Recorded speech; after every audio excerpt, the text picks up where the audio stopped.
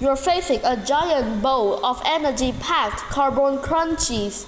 1 spoonful, 2, 3. Soon, you're powered up by the energy surge that comes from your meal. But how did that energy get into your bowl? Energy exists in form of sugars made by the plants your cereal came from, like wheat or corn. As you can see, carbon is the chemical backbone, and your plants get their face from carbon dioxide, CO2, from the air that we all breathe. But how does the plant energy factory has in the gas of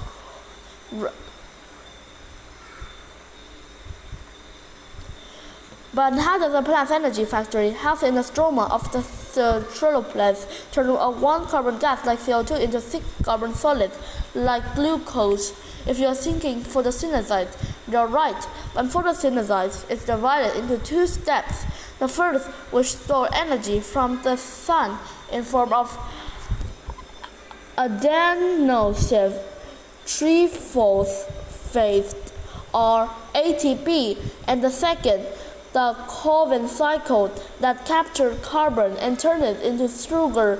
This second phase represents one of nature's most sustainable production lines.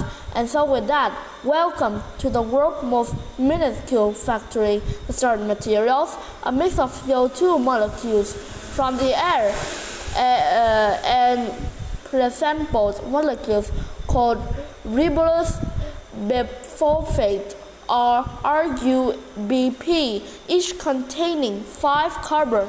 Later, an industrial enzyme named ribosco that welds 1 carbon atom from a CO2 molecules with the RUBP chain to build an initial 6 carbon sequence that rapidly split into 2 shorter chains containing 3 carbon each and called phosphoglycerate or PGA for short. Enter ATP and another chemical called nicotinamide adenate dinucleotide phosphate or NADPH.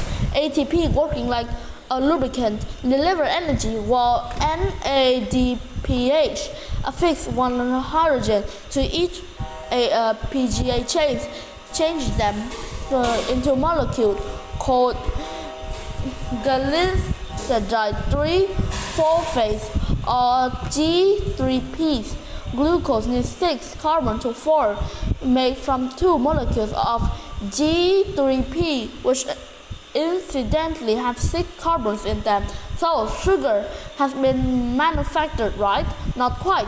The current cycle works like a sustainable production line, meaning that those original RUBPs that kick things off at the start need to be recreated by reusing material within the cycle, but each RUBP needs 5 carbon, and the manufacturing glucose takes a whole 6, something that doesn't add up.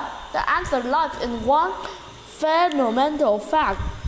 While we have been focusing on a single production line, 5 others have been happening at the same time, with 6 conveyor belts moving in unison. But there isn't just 1 carbon that gets stored to 1 RUBP chain, and 6 carbons stored to 6 RUBPs that create 12 G3P chains instead of just 2, meaning that altogether 36 carbons exist. 2 predicted numbers needed to be manufactured sugar and rebuild those RUBPs. Of the 12 G3Ps put together, 2 are synthesized to form that energy-rich carbon-glucose chain, the one fueling you via your breakfast success. But back on the manufacturing line, the bioproducts of sugar productions are swiftly assembled to recreate those 6 RUBPs that required 30 carbons. The exact number contained by the remaining 10 G3Ps. Now, a molecule mix and match occurs. Two of the G3Ps are weld together, forming 6 carbon sequence. By adding a third G3P, a 9-carbon chain is built. The first RUBP, made up of 5 carbons, is cast from this, leaving 4 carbons behind. When there's no wastage in here, those are surged to a fourth G3P molecule, making a 7-carbon chain. Added to a fifth G3P molecule, making a 10-carbon chain is created. Enough to craft 2 more RUBPs. With 3 full RUBPs is required from the 5 of the 10 G3Ps, simply duplicating the process, and will renew the 6 RUBPs chain needed to restart the cycle again. So the current cycle generates the specific number of the element and process required to keep this biochemical production line turning endlessly.